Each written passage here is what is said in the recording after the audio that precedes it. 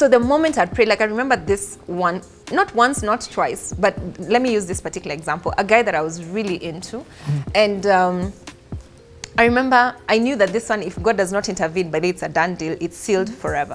Was it a mutual? Was it mutual? Was Oh, it yeah. also? Oh. I mean, what do you expect? But and that made it harder because it's easier to like a guy who didn't like you and you're like, maybe I had God wrong. But this is now, more complicated. So I began seeing images. I'm literally awake. There's nothing, like I'm not sleeping, it's not a dream or anything like that. But every time I think of the guy, I'd see images of him holding me and stabbing me at the back. And he'd wear like a black cape or something. And I'd say, God, what is this I'm seeing?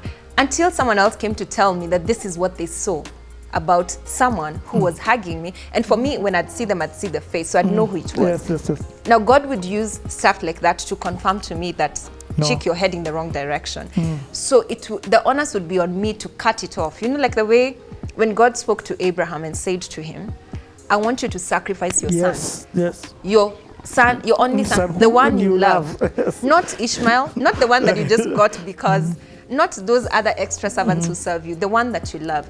And again, that was one of the training grounds for me when God would teach me to give up something that I want, so that the enemy, John 14:30, that says that, so that when the enemy comes, he finds nothing in you. Like I said, desire is what actually makes you fall. So the moment you're able to sacrifice the thing that you want to God, he'll either give it back to you, but now it has a proper place in your life, or he will remove it. But many of us mess up or go down the wrong way because we deal with a desire too late. Remember I said that for me, the moment I knew I had started having feelings for the guy, before it grows into anything that can be called anything, I ran to God. And many times I'd find myself crying before him, like, Lord, you know my heart. Me, I'm so gone. I really, but I want your will. So he always, he never failed. He always came through. Thank you for sharing that. That's first of all, I'm glad to know that you are, human. Yes, and also that's such a difficult thing. So your vulnerability and honesty in that conversation, I love it because you're literally saying no to that thing that you're praying God, that you're spending hours praying. Especially when they check all the boxes. Remember, this is a person, okay, he's like this, he does this, you are like this, or, it's harder when it's exactly what you want. But that's the best kind of sacrifice to give God, because then he knows, because the response that God gave to Abraham is like, now I know that you love me. Not before when you were confessing or crying in church, or it's now when you've given up the thing that you want. Now I know that you love me. That's the proof that you love God. Not when everything is nice and rosy and all you're doing is crying and confessing to him. Okay, I love the thread. And the thing about hearing your story, you see how the dots connect. So you see how you're making this decision now because of things that you were doing previously. Okay, you said there's something that was happening after you transitioned from school. Let's enter that now. So did you graduate? I did.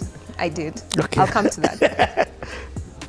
But I'd like to, I think it was in the last year. I forget when exactly, but I know it was not after 2007, which was after I had graduated. But it was in the last year or third year when I was in campus. And remember I had told you that God had begun to put it in my heart to pray for the nation. Yes. So God tells me, you're going to do this thing of 21 days praying for the nation. In my head, I'm thinking, how? And of course, because of Sita Moodley, there was connections. I spoke to the pastors and they allowed me to use Hope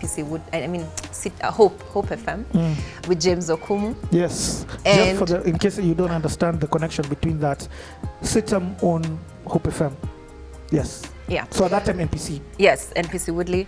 So I spoke to my pastors and I told them this is what God had been telling me. Now, because I had built credibility with the pastors and they had known me, they had seen God at work in me and all that, they knew by the time I was going to tell them that this is something that God had put in my heart. It wasn't just a flimsy, off the top of my head sort of like thing. So I met with James, we agreed. So the programs used to start at 6 a.m. In Hope FM. So because there was no slot, we said we'll introduce a 5 a.m. slot for those 21 days to pray for the nation. I used to live in Kibera. So I'd come from Kibera all the way to Valley Road every morning to be there on time for 5 a.m. to start the prayer session. I didn't know that there was such a huge following of guys who were actually joining us in prayer for the nation at the time. Now, remember, I'm following God out of obedience, but then it's creating a whole other following online of guys who are actually joining. So by the time we're done with the 21 days, I knew God had done something in me. I knew that I had lived out something out of obedience. And I remember James wanted to go back to 6 a.m. and he was still, no. We are we are good with 5. Yeah, we start at 5. The rest can join at 6, And that's how Hope FM shifted their program into 5 a.m. because of that experience. But again, for me, these are the kind of things that God has used over time to show me who I am, to keep giving me snippets of, of who I am and what He's doing with me. So that had to do with the nation. So fast forward to I graduate. This is now 2007. Luckily, when I finished, I had a job offer. You already had a job offer? I had a job offer. How did that, what was it and how did that come? Well, thanks to my mentor at the time. So she had gotten me a job offer or a job opportunity with a certain company.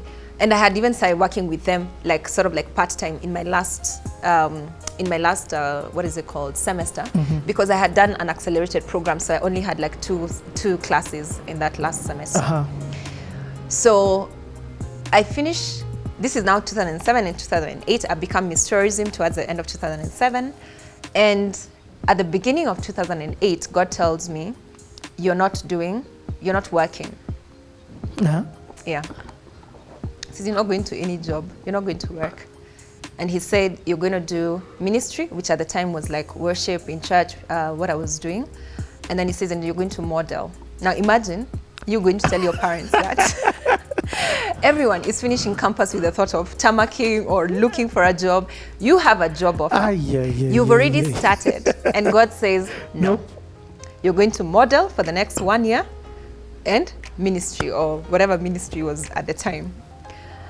I didn't have a problem with that. Are you okay? You're already you're okay to remember, rise, kill, eat. It's a difference between walking with God and knowing His voice versus what will people say. This is the thing that society expects of me. I remember my sister was in the States at the time, and my dad called and said, "This girl has gone nuts." My mentor summoned me and told me, "You're crazy." Everyone was telling me, "What the hell?" In fact, the words I was being told was, "Just because now you think you're Miss Tourism, now you're not going to work. You think this is a job. It's gotten to your head." I got all manner of insults and backlash because of that position.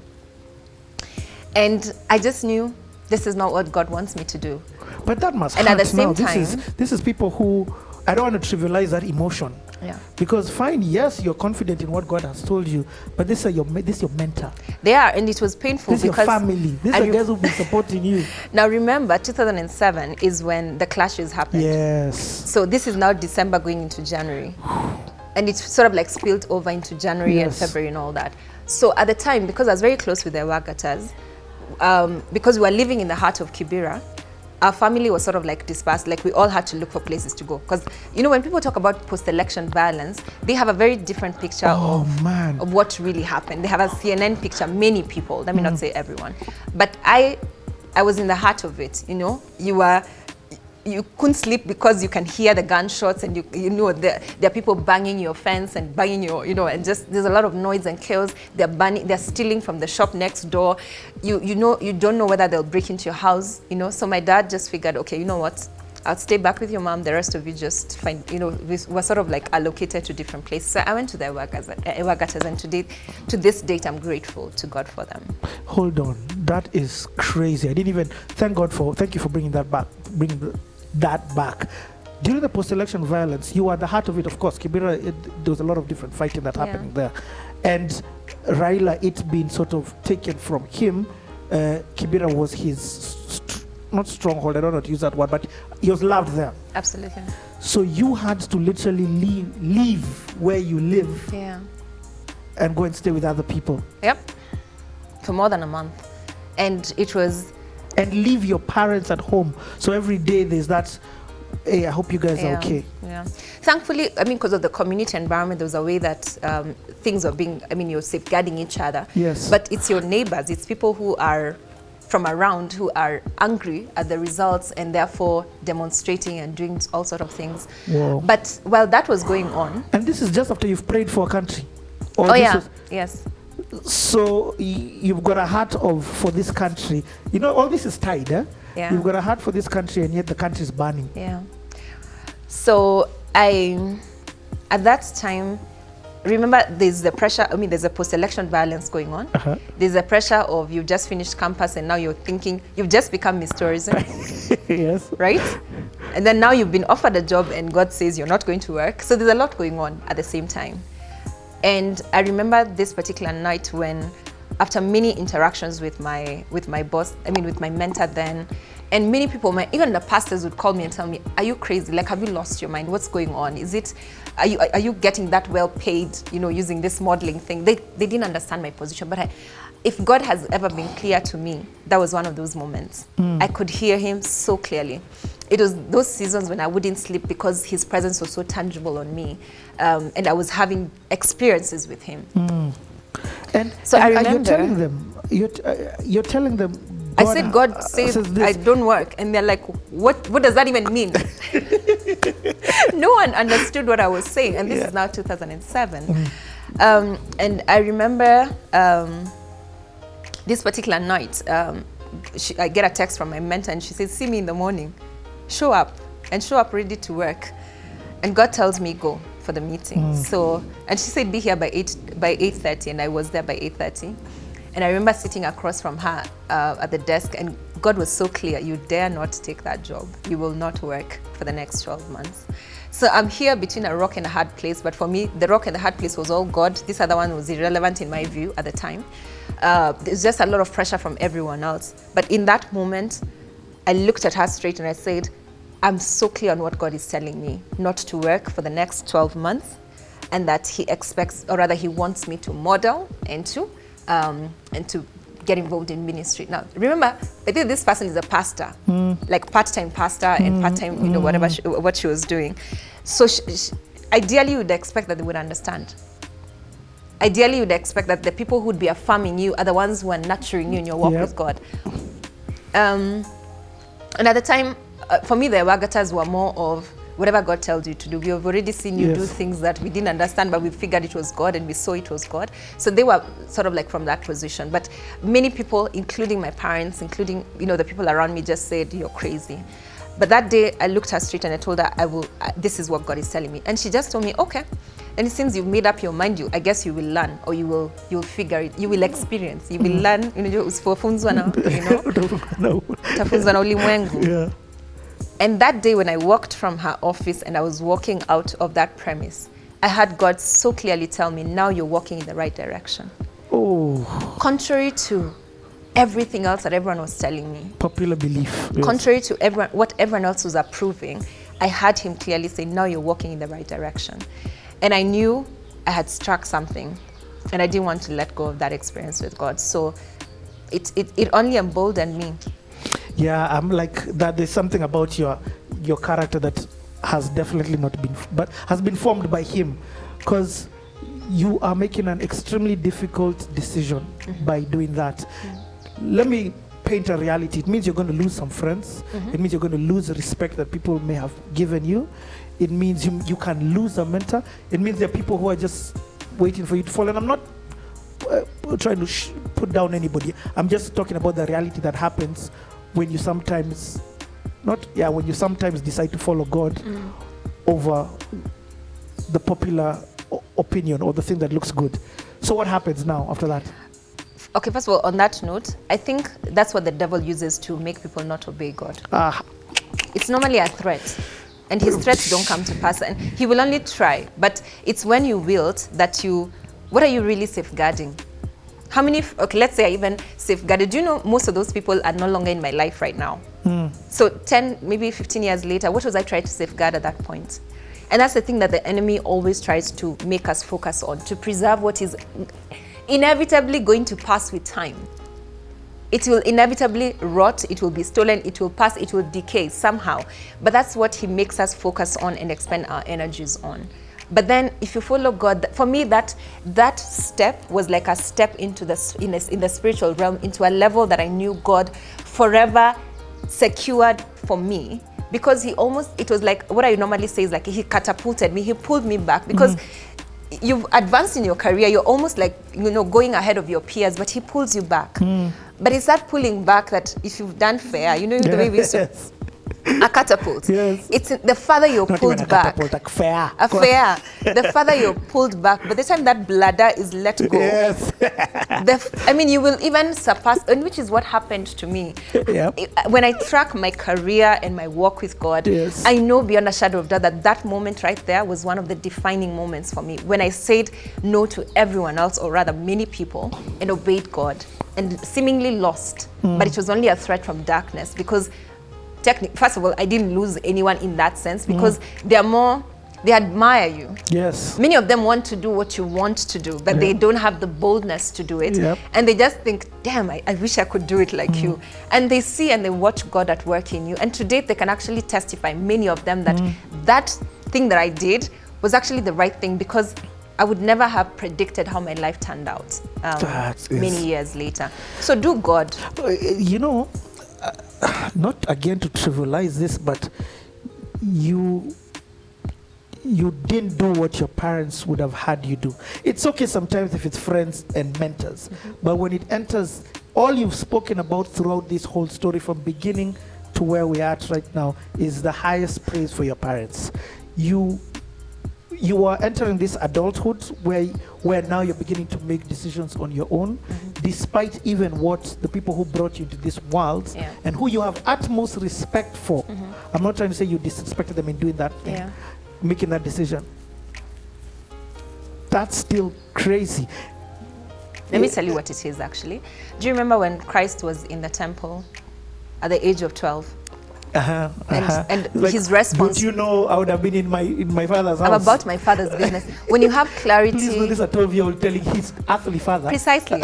I mean, it would have been considered rude, dishonor, all that stuff. But in God's eyes, he was actually doing the right thing. And if there's one of the things that I know for sure, if you're genuinely. Answers. I like it. I like your biblical. I will throw them again. If you're genuinely working with God, at one point or the other, you will have to disappoint the people who actually speak into your life, in terms of the people who expect certain things of you. And it's actually biblical when he says, that I didn't come to bring. Yes, I will separate father and mother. Precisely. Brother from. Yes. And when you walk with God, he does sort of like demand on you things that will make you separate. For example, Abraham. The person that we admire and call the father of faith, it all began by God saying, get out of your father's house. Watch a terror. Everything that you know, everything. In fact, I asked this of your father, and he didn't do it, because the scripture says that God had asked the father to do it. For real, yeah, that's terror. Precisely. But this guy, Abraham comes in, he now fulfills the thing that God had placed a demand on him to have done all this while. So God will place a demand on you at any one point. He will ask you to do stuff that will go against what people approve of. Whether it's your parents, your friends, sometimes even your spouse. Yes. And that's why I say, God forbid that you should get married to someone who doesn't understand your walk with God, or who you've not come into a place of oneness, of actually flowing and knowing that this is what God is asking of us to do. So I would say, if Christ were able to do it at 12, it will definitely happen to the rest. In fact, in John, I think 14 or 15, he says, if they treated me, who is considered the teacher, like your role model like this, if they hated me, they will definitely hate you. So first of all, you anticipate it. If you walk with God, first of all, it's going to be lonely, and sometimes it's going to be controversial. And then to some extent, you will definitely have to disappoint a lot of people. And you have to be okay with it, because sometimes that's how he actually opens up new doors for people to see and know, oh my God, this is actually God. So yeah. Ah, man, I'm loving this story. Let's take a 2-minute break. We'll be back to continue the story.